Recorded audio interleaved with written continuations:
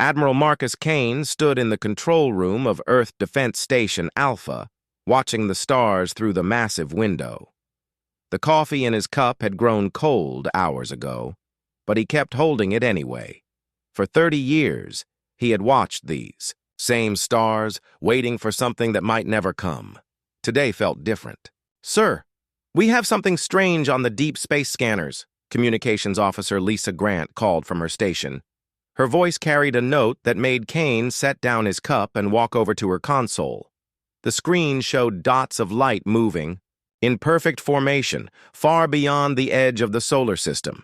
Kane had seen meteor showers, space debris, even rogue asteroids, but nothing moved like this. These objects traveled in straight lines with purpose. "How many contacts?" Kane asked, leaning over Grant's shoulder to get a better look at the readings. "Still counting, sir. The computer shows over 3,000 so far, and more keep appearing." Grant's fingers moved quickly across her keyboard, trying to get clearer readings. "Whatever they are, they're big. Really big." Kane felt his stomach drop. In all his years of service, he had hoped this day would never come. Earth had always known that other life existed somewhere in the galaxy, but they had never made contact. Now it seemed contact was making itself known to them. "Get me General Stone on the priority channel," Kane ordered. "And wake up, everyone, in the command staff. I don't care what time it is." Within minutes, the control room filled with officers and technicians. General Patricia Stone appeared on the main screen from her base on Luna, her gray hair messy from being woken up in the middle of her sleep cycle. "What do we have, Marcus?" Stone asked, her voice sharp and focused, despite being pulled from bed. "Unknown contacts approaching from deep space, large formation, moving with clear intent toward our solar system." Kane gestured to the tactical display. "Lisa, show her what we're seeing." The main screen switched to the scanner display. The formation of lights had grown larger and more defined. Even from this distance, the objects looked huge compared to anything humanity had ever built. "How long until they reach us?" Stone asked. Grant checked her calculations. "At current speed, approximately 18 hours to reach the outer planets, 24 hours to reach Earth orbit." Kane watched the dots move closer on the screen. Each one represented something larger than Earth's biggest space station. He had trained for this possibility his entire career, but seeing it happen felt like watching a nightmare come to life. "Sir," called Captain Ryan Blake from the communications station, "we're getting a transmission. It's coming from the lead ship." The control room fell silent. Kane looked around at his staff, seeing the same fear in their eyes that he felt in his chest. "Put it through." The screen flickered and changed to show a creature that made everyone in the room step back. The being stood nearly 8 feet tall, with dark blue skin and 4 arms. Its eyes glowed red, and when it spoke, its voice sounded like grinding metal. "Primitive beings of the 3rd planet," the alien said. "I am High Admiral Vextar of the Zephyrian Imperial Armada. Your world now falls under the authority of the Zephyrian Empire.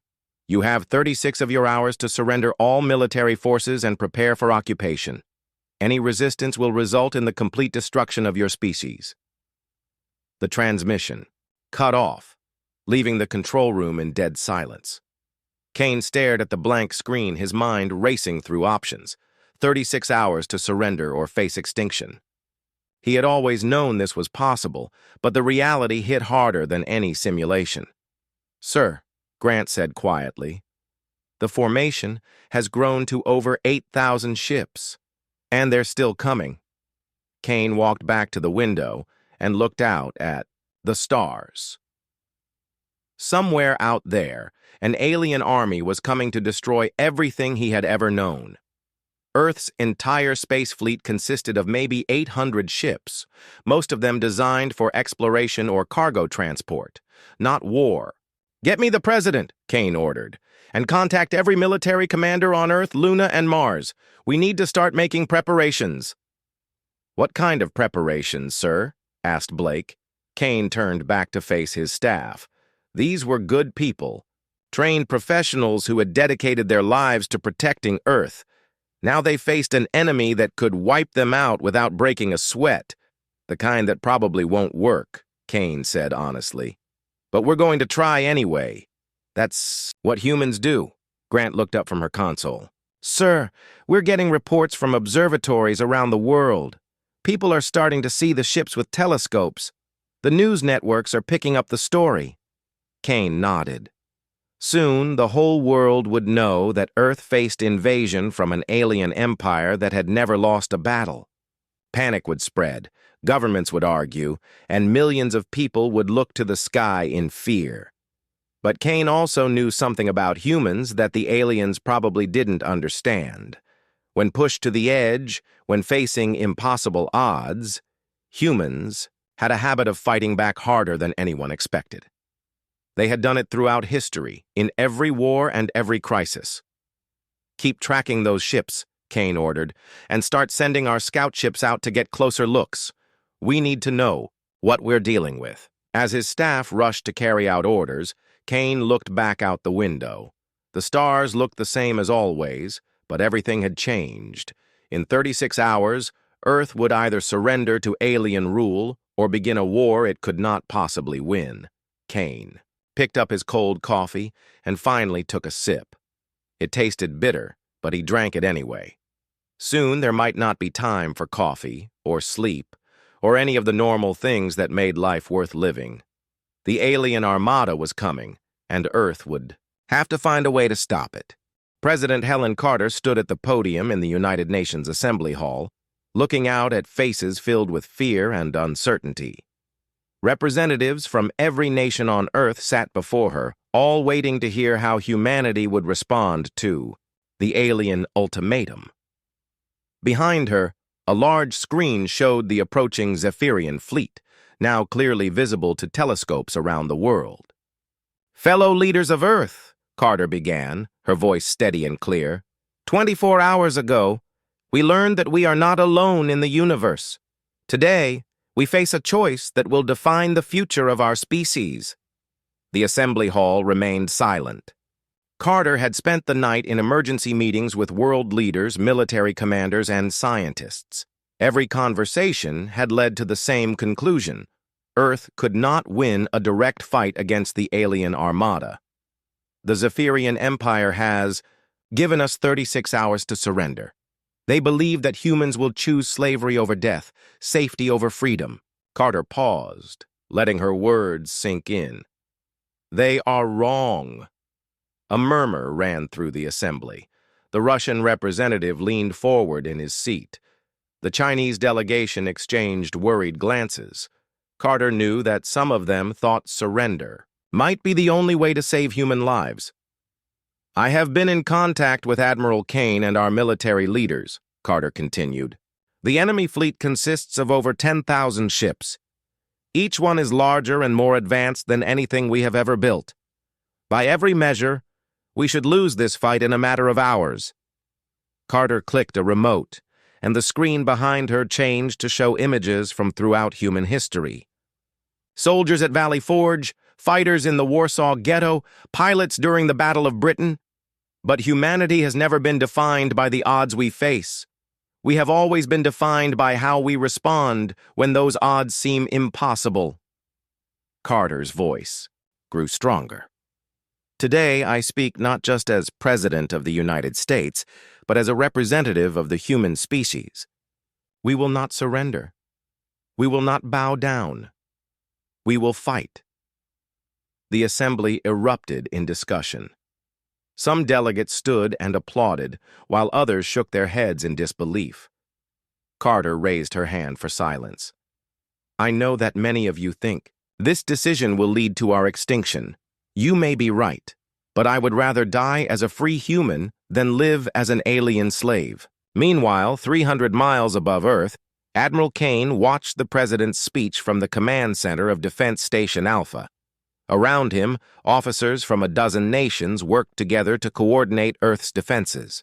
The old rivalries and political differences seemed small now that they faced extinction. Admiral, Dr. Kevin Wright called from across the room, I need to show you something important. Kane walked over to where Wright stood beside a holographic display. The physicist looked like he hadn't slept in days, his gray hair messy and his clothes wrinkled. "What do you have, Kevin?" Kane asked. Wright gestured to the hologram, which showed a cutaway view of an alien ship. "We've been analyzing the long-range scans of their vessels. Look at this energy signature." The hologram highlighted a pulsing core at the center of each alien ship. Kane studied the display, trying to understand what Wright was showing him. "Their power systems are incredibly advanced," Wright explained, "but they all operate on the same basic principle. Every ship in their fleet uses the same type of energy core." "And that helps us how?" Kane asked. Wright smiled for the first time in days. "Because 30 years ago, when we started building our deep space mining operations, we discovered something strange in the asteroid belt. Remember Project Maelstrom?" Kane nodded slowly.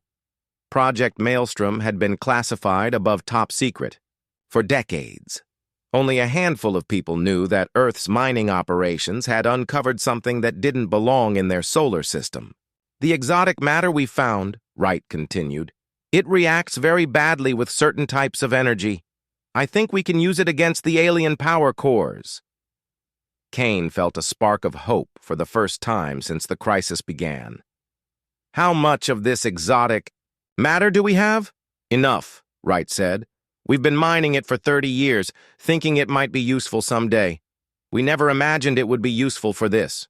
Across the solar system, Captain Susan Taylor stood on the bridge of the UES Defiant, Earth's most advanced warship. Around her, the combined fleet of humanity prepared for battle. Ships from the United States, Russia, China, the European Union, and a dozen other nations floated in formation, their crews working together despite years of political tension. "Captain," her communications officer reported, "we're getting final crew reports from all ships. Every vessel in the fleet is ready for combat." Taylor looked out at the fleet through the bridge windows. 800 ships against 10,000. The math was simple and depressing, but the crews of every ship had volunteered to stay and fight. "Any ship that wants to evacuate civilians can leave now," Taylor announced over the fleet communication channel. "No one will think less of you." Her communication officer waited for responses. After several minutes, he shook his head. "No one is leaving, Captain. Every ship reports ready to engage." Taylor felt proud of her species.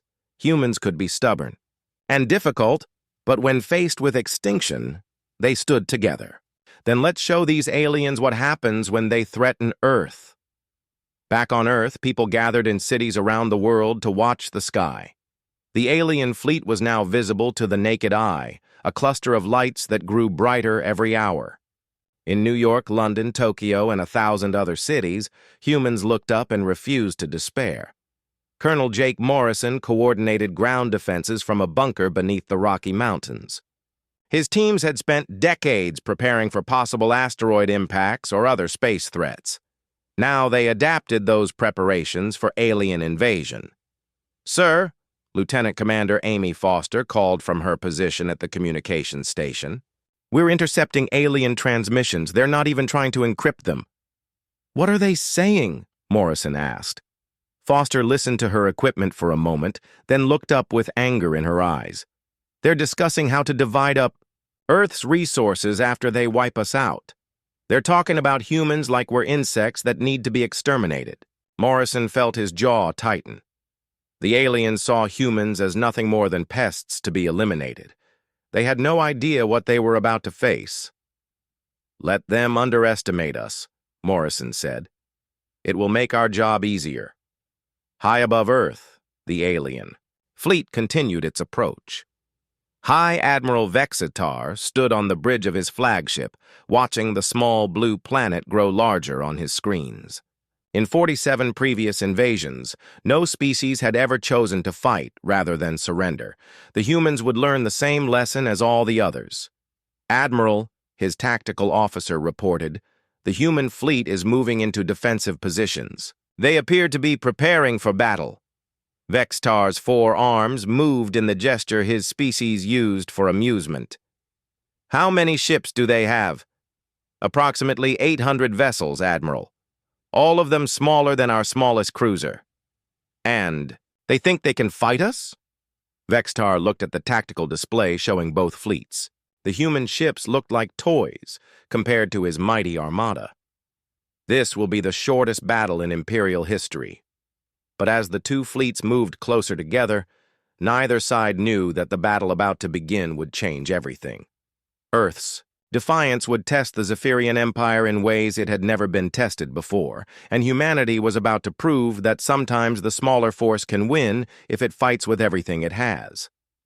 The countdown to battle had begun, and both sides prepared to discover what humans were really capable of when they fought for their survival. The first alien shot lit up the darkness of space like a miniature sun. The energy beam carved through the void and struck Earth's outer defense station, turning it into expanding debris in less than a second. Captain Susan Taylor watched from the bridge of the UES Defiant as humanity's first casualty disappeared from her tactical display. "All ships, this is Taylor," she broadcast to the human fleet. "Engage the enemy. Show them what Earth is made of." The human fleet scattered into attack formations they had practiced for decades, but never used in real combat. 800 ships, spread across thousands of miles of space, using the asteroid belt and lunar installations as cover. They looked tiny compared to the massive Zephyrian dreadnoughts that advanced toward Earth like floating cities. Commander Alex Turner flew his fighter squadron through the debris field of a destroyed mining station, dodging chunks of metal and ice. His ship carried Dr. Wright's experimental plasma torpedoes, weapons that had never been tested in actual combat. "Phoenix Squadron, follow my lead," Turner radioed to his pilots. "We're going to hit that cruiser's shield generators." The alien cruiser ahead of them stretched nearly 2 miles long, its dark hull covered with glowing energy barriers that deflected every shot the human fleet fired at it. Turner had studied the intelligence reports on alien shielding technology. The shields had one weakness: they needed constant power to maintain their strength. Turner's squadron dove toward the cruiser's underside, their small fighters weaving between defensive fire from alien weapon turrets. The energy beams missed them by inches, turning asteroids into glowing gas behind them. "Lock on to the power nodes," Turner ordered. "Fire everything we have." 12 plasma torpedoes struck the alien cruiser's shield generators at the same moment. The exotic matter in the warheads reacted with the alien energy systems, creating explosions that rippled across the ship's hull. For a few seconds, the mighty shields flickered and failed. "Direct hit!" Turner shouted, but his victory was short-lived. The alien ship's shields came back online, now glowing brighter than before. The cruiser turned its main guns toward Turner's. "Squadron, break off! Break off!" Turner called, but 3 of his fighters disappeared in balls of fire before they could escape. Across the battlefield, similar scenes played out as human pilots and crews discovered the terrible truth about their enemy. The alien ships were not just larger and more advanced than anything Earth had built. They were designed by a civilization that had perfected the art of war across dozens of conquered worlds. Admiral Kane watched the battle from Defense Station Alpha, his heart breaking as ship after ship disappeared from his tactical display. The human fleet was fighting with courage and skill, but courage alone could not overcome such overwhelming technological superiority. "Sir," Communications Officer Lisa Grant called from her station, "Captain Blake is requesting permission to begin Operation Longshot." Kane had hoped they would not need Operation Longshot. The plan called for Earth's fastest scout ship to penetrate deep into enemy territory and gather intelligence on alien command structures. It was essentially a suicide mission. "Tell Blake." "He's authorized," Kane said quietly. "And tell him Earth is proud of him." Captain Ryan Blake received the authorization as his scout ship raced through the outer edges of the alien formation. His vessel was designed for stealth and speed, not combat, but Blake had volunteered for this mission knowing he would probably not survive it. "Computer, begin recording," Blake said as he maneuvered closer to the alien flagship. "This is Captain Blake of the UES Explorer. I am transmitting tactical data on enemy vessel configurations and defensive capabilities. Blake's ship slipped between two massive alien destroyers, using their own bulk to hide from sensors. The aliens were so confident in their superiority that they hadn't even deployed proper scouts around their formation. The enemy flagship appears to be nearly 5 miles long, Blake continued his report. I'm detecting massive energy readings from what appears to be the command section, beginning close-range sensor sweep. As Blake's ship moved closer to the alien flagship, his sensors picked up something unexpected. The ship's energy signature showed fluctuations in its power grid, tiny variations that suggested weak points in its otherwise perfect defenses. Command: I'm seeing power distribution irregularities in the enemy flagship, Blake reported. It looks like their energy systems might be vulnerable to cascade overload. Blake's transmission was cut short as alien fighters detected his ship. Energy beams filled the space around him as he pushed his engines to maximum power, racing back toward the human fleet. Meanwhile, on Earth's surface, Major Elena Rodriguez prepared for humanity's most desperate gambit. Her squadron of modified bombers sat on runways around the world, each one loaded with nuclear warheads that had been enhanced with the exotic matter Dr. Wright had discovered decades earlier. All Hammer squadrons, this is Rodriguez, she broadcast, to bomber crews on 6 continents. We are authorized for nuclear release. Target the alien ships in low orbit. Rodriguez had been flying combat missions for 15 years. But she had never carried weapons this powerful. Each bomb her squadron carried could level a city, and they were about to fire them into space above their own planet. Remember, Rodriguez continued, we get one shot at this. Make it count. The bombers launched from Earth's surface in waves, climbing toward the edge of space where alien ships had begun their bombardment of major cities.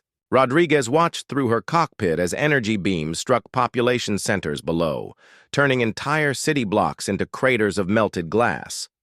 The aliens were targeting infrastructure and military installations, but millions of people were dying in the crossfire. Rodriguez felt anger building in her chest as she armed her nuclear payload. Target acquired, her weapons officer reported. Alien heavy cruiser, range 200 miles and closing. Fire, Rodriguez ordered. The enhanced nuclear missile streaked away from her bomber, its exotic matter warhead designed to create a feedback loop in alien energy systems. The missile struck the cruiser's shields and detonated, creating an explosion that could be seen from Earth's surface. When the light faded, the alien cruiser was gone. Completely gone. Not even debris remained where the 2-mile-long ship had been floating moments before. Rodriguez to all squadrons, the major broadcast. Direct hit. The enhanced warheads work. Continue the attack. But humanity's moment of triumph was brief. The aliens had lost 1 ship out of 10,000, and now they knew that humans possessed weapons that could threaten them. The alien response was swift and merciless. High Admiral Vextar stood on his flagship's bridge, watching the tactical display with growing concern. One of his heavy cruisers had been completely destroyed by a primitive nuclear weapon. How was that possible? Increase bombardment intensity, Vextar ordered. Target all major population centers. These humans need to learn the cost of resistance. The alien fleet turned its full attention to Earth's surface. Energy beams rained down like deadly lightning, striking cities and military bases with devastating precision. Humanity's defensive networks tried to intercept the attacks, but there were too many beams coming from too many ships. In New York, London, Moscow, and Beijing, millions of people fled to underground shelters as alien fire turned skyscrapers into rubble. The attacks were systematic and thorough, designed to break human morale and force surrender. But something unexpected happened. Instead of breaking human resolve, the attacks made it stronger. In shelters around the world, people watched the destruction on emergency broadcasts and felt their anger grow. The aliens were not just conquering Earth, they were trying to erase human civilization completely. Colonel Jake Morrison coordinated global resistance from his command bunker as reports poured in from around the world. London reports 30% casualties but defenses still operational, one aide reported. Tokyo has lost communication with most sectors but underground. Networks remain active. Morrison studied the tactical displays showing alien bombardment patterns. The attacks were devastating, but they were also revealing something important about the enemy. The aliens were using overwhelming force because they had always used overwhelming force. They had never learned to fight a war of attrition against an enemy that refused to surrender. "Get me Admiral Kane," Morrison ordered. "I think we might have found their weakness." As the first day of battle ended, both sides took stock of their losses. The alien fleet had lost 3 ships out of 10,000, while humanity had lost nearly half of its space-based forces and suffered massive casualties on Earth's surface. By every military measure, the aliens were winning decisively.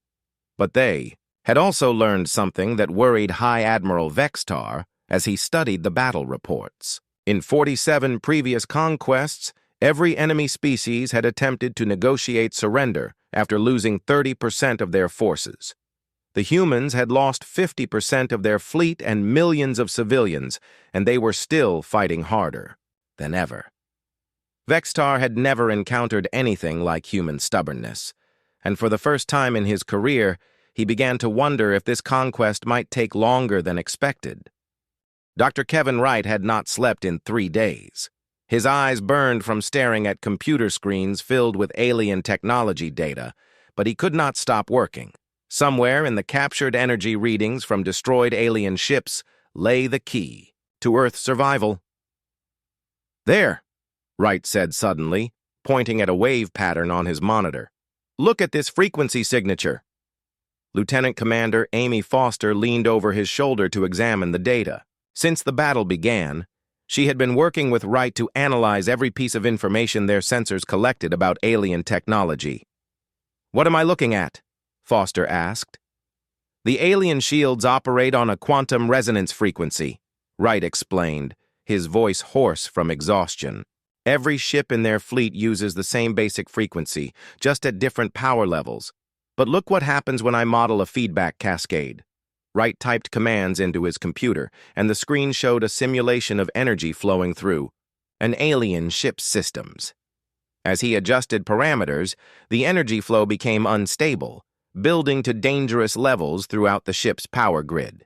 "If we can overload one ship's energy core with the right frequency burst," Wright said, "the explosion should create a chain reaction that spreads to nearby vessels. Their own power becomes their weakness." Foster studied the simulation. "How do we generate that kind of frequency burst?" Wright smiled grimly. "We turn a ship into a bomb. Load it with every piece of exotic matter we have, set the frequency generator to match their shield resonance, and ram it straight into their formation." The plan was insane. It would require a volunteer crew to fly directly into the alien fleet with no chance of survival, but it might be humanity's only hope of turning the tide of battle. Admiral Kane listened to Wright's proposal from the command center of Defense Station Alpha. Around him, his staff worked frantically to coordinate Earth's failing defenses. The alien bombardment had continued for 18 hours, and major cities around the world lay in ruins. "You're talking about a suicide mission," Kane said. "Yes, sir," Wright replied. "But if it works, we could destroy a significant portion of their fleet in one attack." Kane looked at the tactical display showing the positions of both fleets. The aliens had moved into close formation around Earth, confident that human resistance was nearly broken. Their formation would actually work in humanity's favor if Wright's plan succeeded. "Who would fly the mission?" Kane asked. "I volunteer," Captain Ryan Blake said from across the room.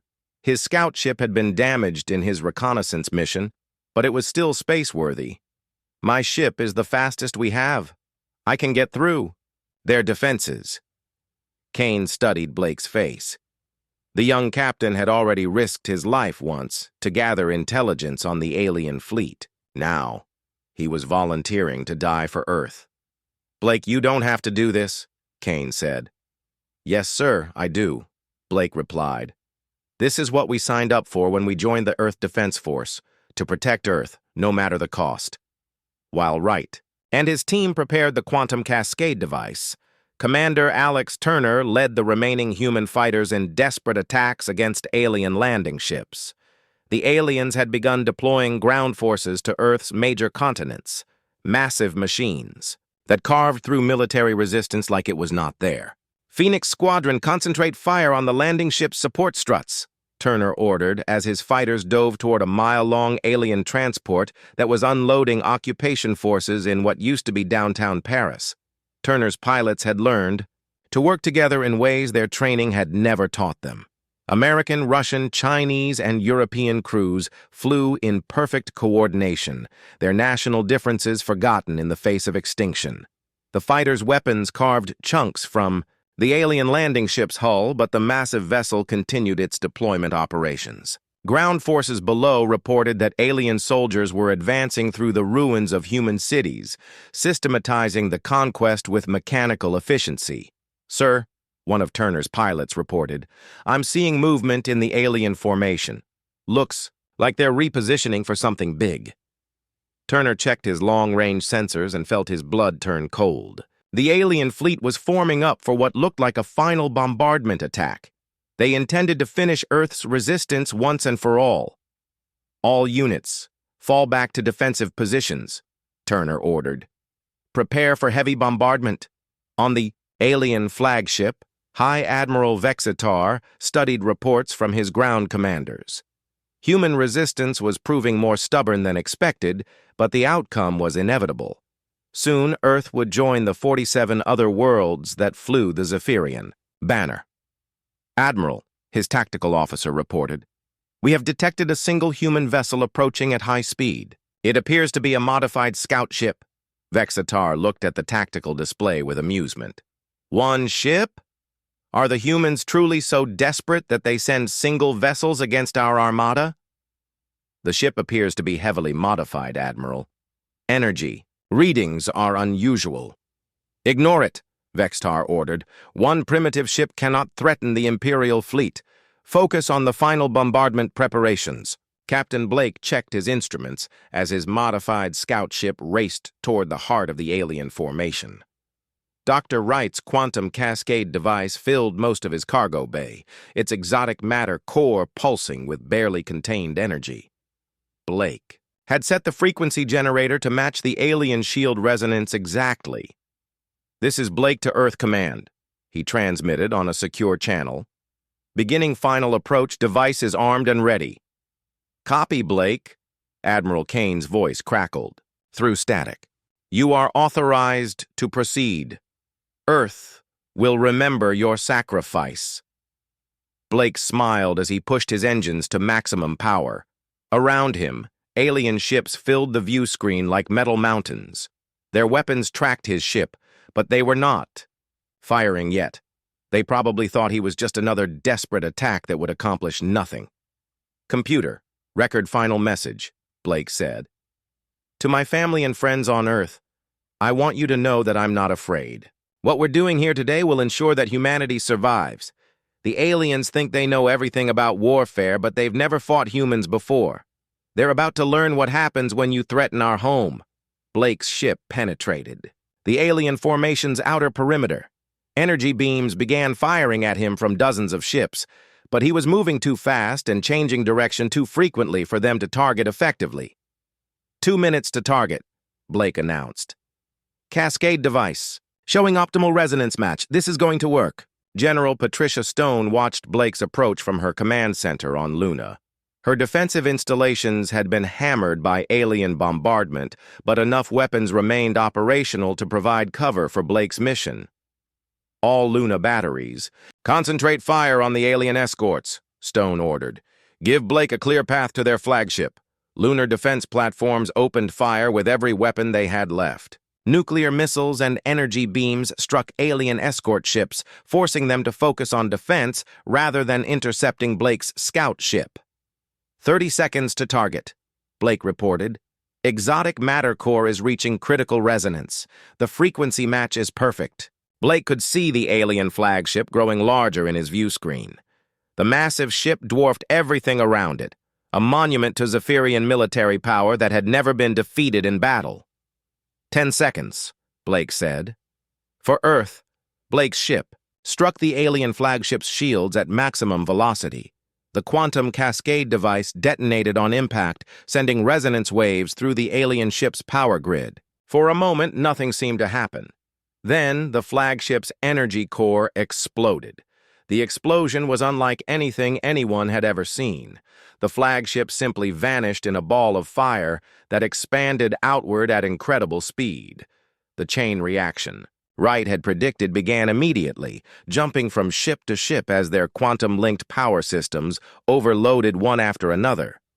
Commander Turner watched from his fighter as alien ships throughout the formation began exploding in sequence. Each explosion triggered more cascade failures in nearby vessels, creating a wave of destruction that spread through the alien fleet like wildfire. "My God," Turner whispered. "It's working. Blake actually did it." High Admiral Vextar felt his flagship shaking apart around him as the cascade reaction tore through its power systems.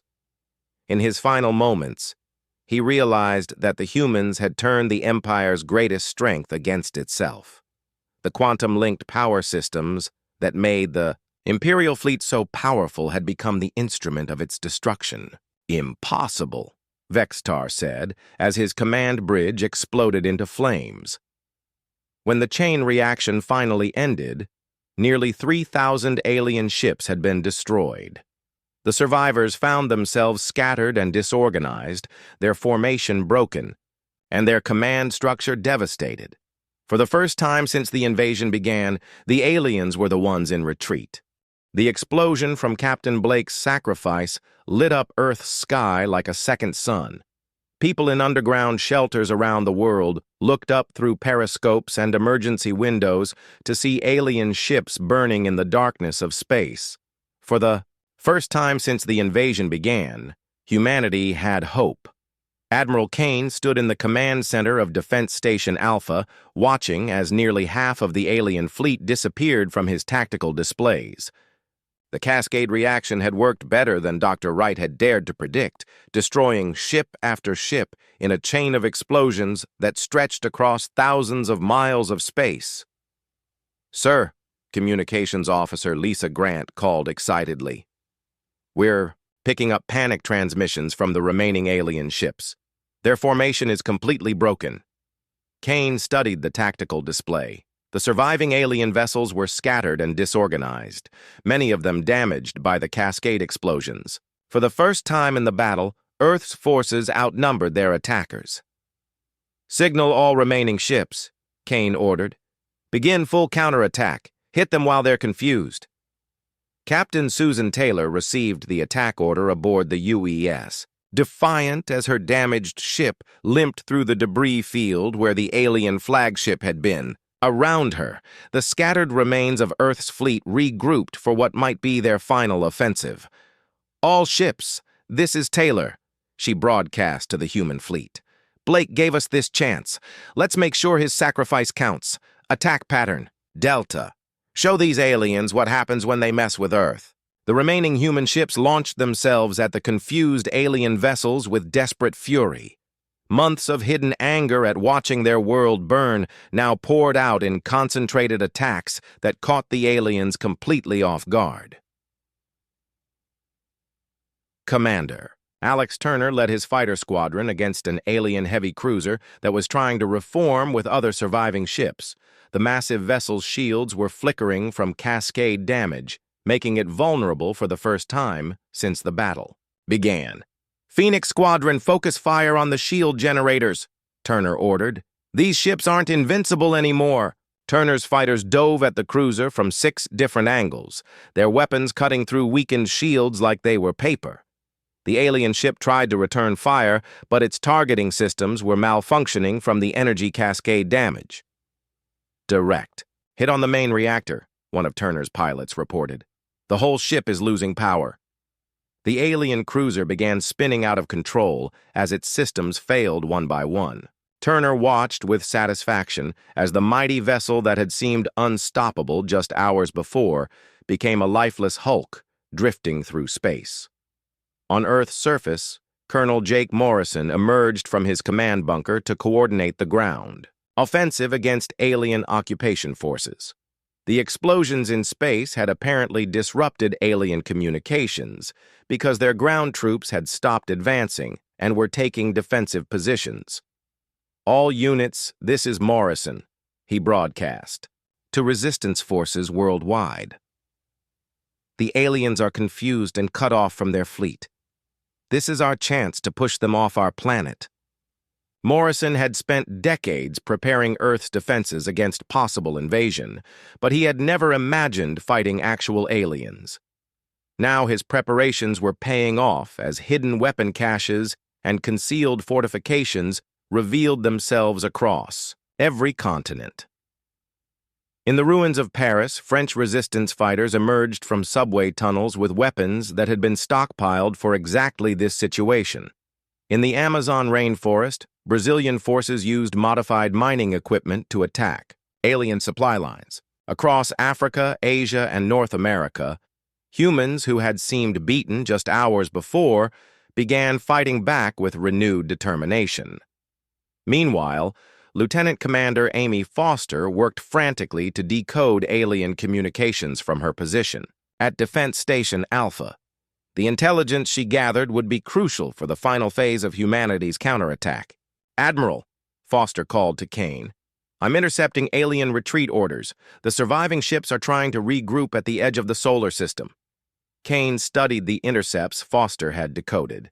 The aliens were planning to retreat to deep space and call for reinforcements from their empire. If they escaped, Earth would face an even larger invasion fleet within months. "We can't let them get away," Kane said. "Dr. Wright, do we have any more Cascade devices?" Dr. Wright looked up from his computer console, exhaustion clear in his face. "No, sir. We used all our exotic matter in Blake's device. But I might have another idea." Wright brought up a holographic display showing Earth's moon. "For 30 years, we've been using the moon as a base for our deep space mining operations. All that mining equipment is still there, along with the mass drivers we use to launch cargo into space." Kane began to understand Wright's plan. "You want to turn the moon into a weapon?" "Not the whole moon," Wright clarified, "but we can use the mass drivers to launch asteroids enhanced with nuclear warheads. If we target the alien regrouping point, we can finish what Blake started." The plan was ambitious beyond anything Earth had ever attempted. It would require perfect coordination between lunar facilities, asteroid mining operations, and the remaining human fleet. But it was their only chance to prevent the aliens from escaping and returning with reinforcements. General Patricia Stone coordinated the lunar operation from her battered command center. Her defense installations had been heavily damaged in the alien bombardment, but the mass driver systems remained functional. "All mining teams, begin asteroid collection," Stone ordered. "We need every piece of space rock you can find, loaded with the biggest nuclear warheads we have left." Across the asteroid belt, automated mining ships that had been designed for peaceful resource extraction began gathering ammunition for humanity's final strike. The same technology that had built Earth's space-based civilization now prepared to destroy the alien invasion.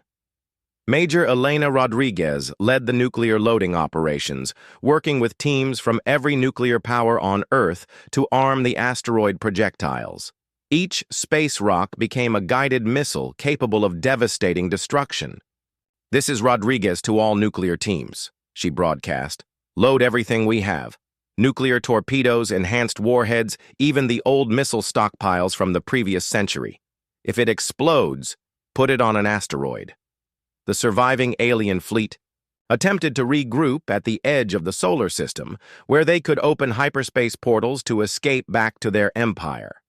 The acting alien commander, Admiral Kezalok, had taken control after Vextar's death and was desperately trying to salvage the situation. Status report, Kezlock demanded from his temporary flagship.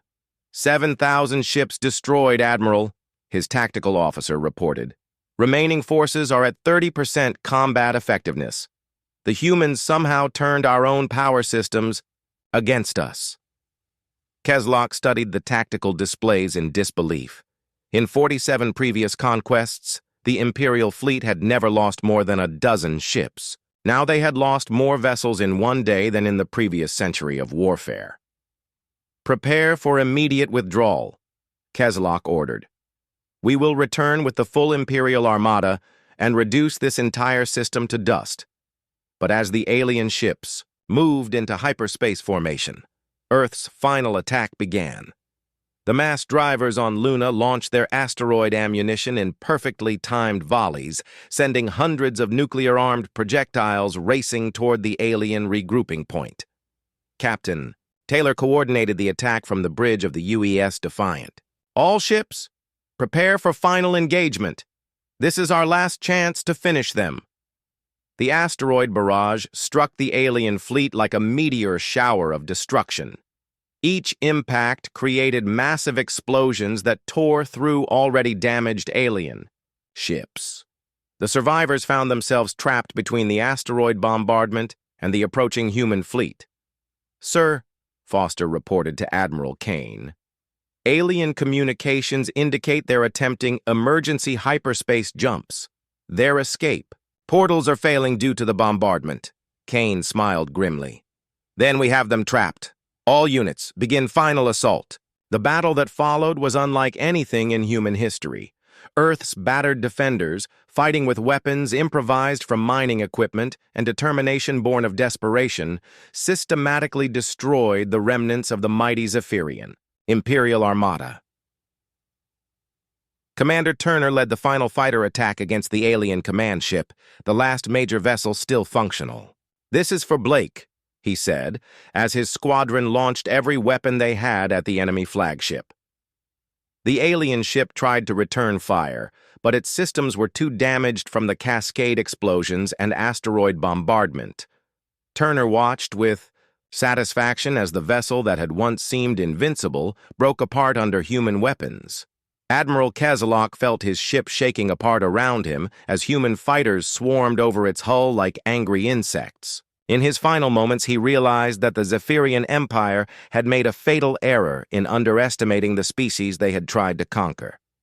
"How is this possible?" Kezlock asked as his bridge erupted in flames. "We are the masters of 47 worlds. How can primitives defeat the Imperial fleet?" The answer came in the form of nuclear fire as Turner's squadron delivered the killing blow to the last alien command ship.